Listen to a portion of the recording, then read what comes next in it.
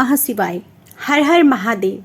महादेव की कृपा आप पर और आपके परिवारजनों पर सदा बनी रहे। आज रसपान कीजिए सावन सोमवार की व्रत कथा का। सावन मास के प्रत्येक सोमवार को शिव जी के व्रत किए जाते हैं। सावन मास में शिव जी के व्रत एवं पूजा का विशेष महत्व है।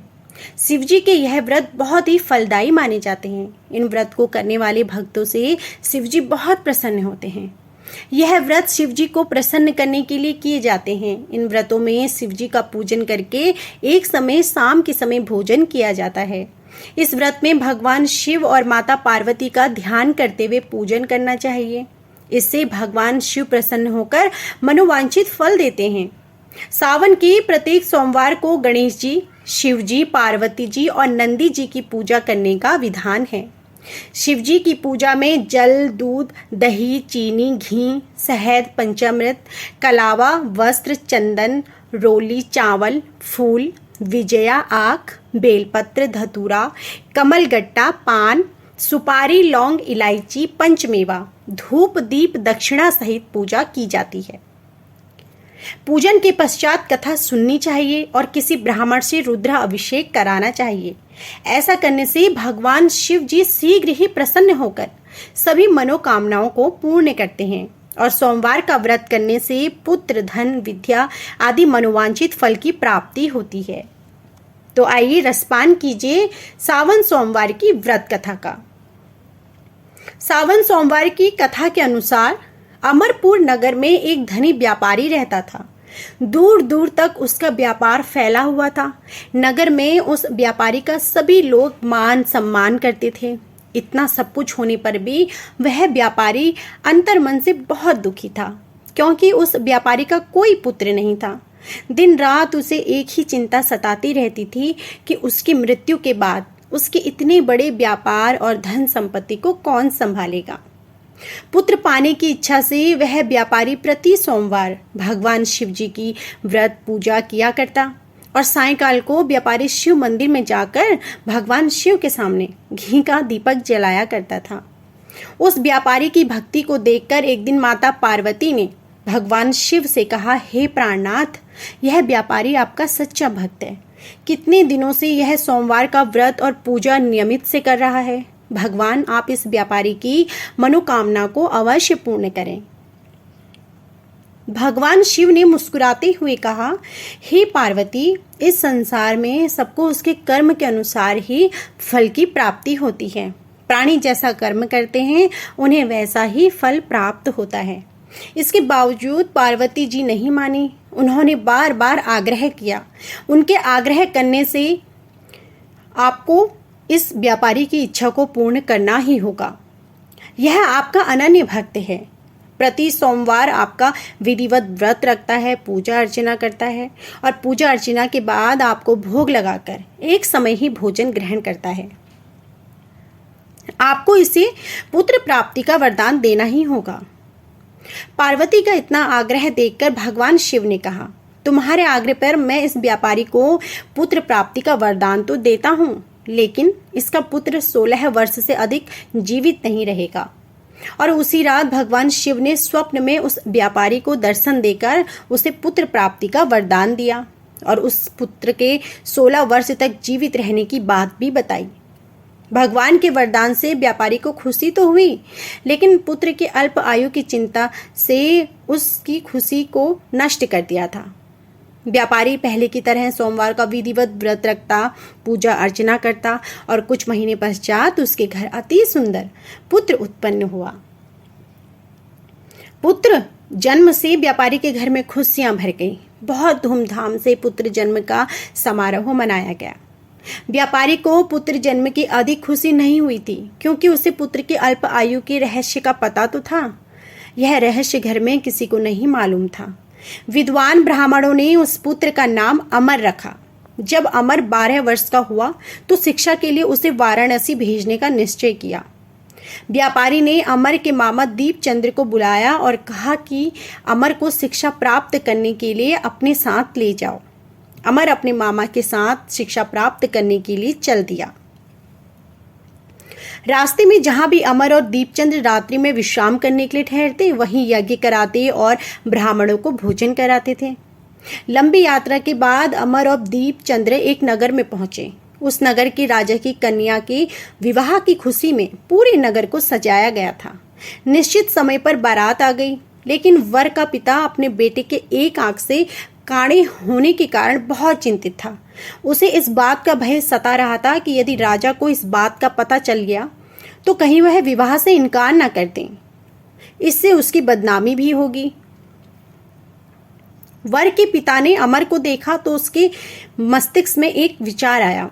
उसने सोचा, क्यों ना इस लड़के को दूल्हा बनाकर राजकुमारी से विवाह करा दूं और विवाह के बाद इसको धन देकर मैं विदा कर दूंगा और राजकुमारी को अपने नगर में ले आऊंगा। वर के पिता ने इसी संबंध में अमर और दीपचंद्र से बात की। दीपचंद्र ने धन मिलने के लालच में वर के पिता की बात स्वीकार कर ली। अमर को दूल्हे के वस्त्र पहनाकर राजकुमारी चंद्रिका से विवाह करा दिया गया। राजा ने बहुत सा धन देकर राजकुमारी को विदा किया। अमर जब लौट रहा था तो सच नहीं छिपा सका और उसने राजकुमारी की ओढ़नी पर लिख दिया कि राजकुमारी चंद्रिका, तुम्हारा विवाह तो मेरे साथ हुआ था।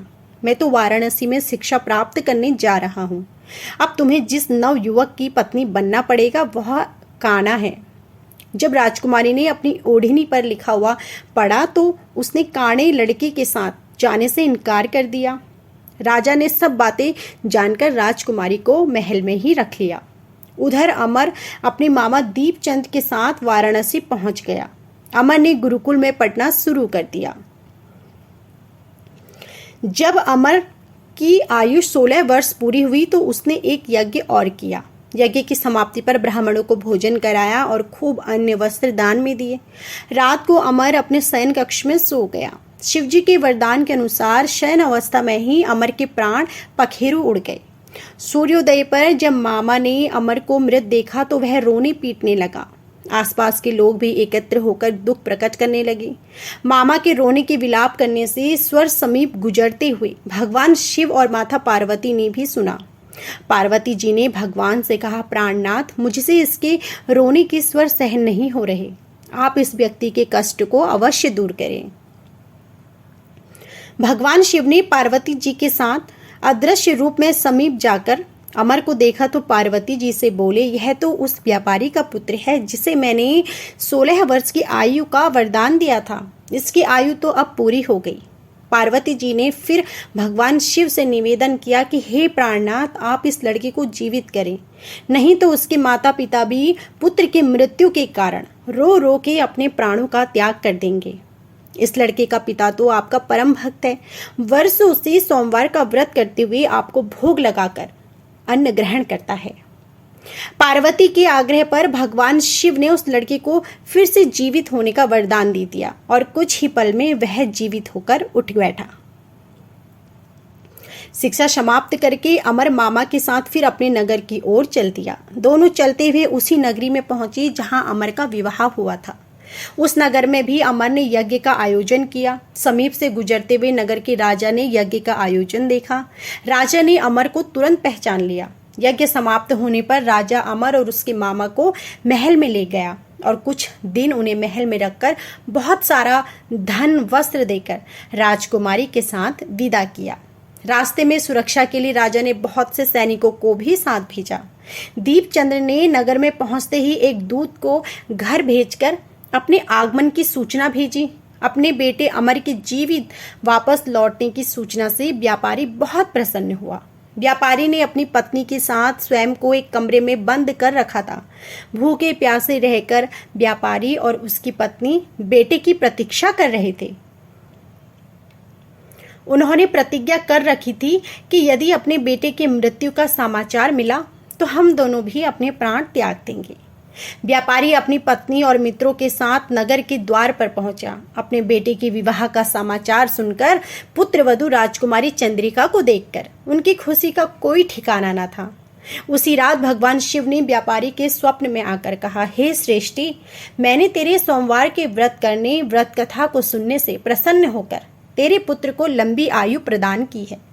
व्यापारी बहुत प्रसन्न हुआ। और सोमवार का व्रत करने से व्यापारी के घर में खुशियां लौट आई।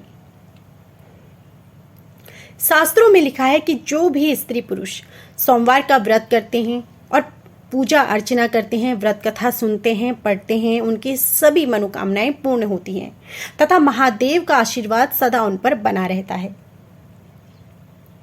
अब जानिए सोमवार व्रत पूजा विधि। सावन के सोमवार के दिन सुबह जल्दी उठकर स्नान करने के बाद भगवान शिव जी का जलाभिषेक करें। इस दौरान उन्हें अक्षत, गंध, पुष्प, धूप, दीप, दूध, पंचामृत, बेलपत्र, भांग, धतूरा इत्यादि जरूर अर्पित करें। इसके साथ पंचामृत से अभिषेक करते समय ओम नमः शिवाय मंत्र का जाप करते रहें। इस विशेष दिन पर शिव चालीसा का पाठ करने से शुभ फल की प्राप्ति होती है। शिवलिंग के समक्ष घी का दीपक जलाएं और पूजा अर्चना के बाद भगवान शिव जी की आरती करें। तो यह थी संपूर्ण कथा। यदि आपको हमारी यह कथा पसंद आई हो तो वीडियो को लाइक करना ना भूलें तथा कमेंट बॉक्स में जय भोलेनाथ जरूर लिखिएगा। जय भोलेनाथ।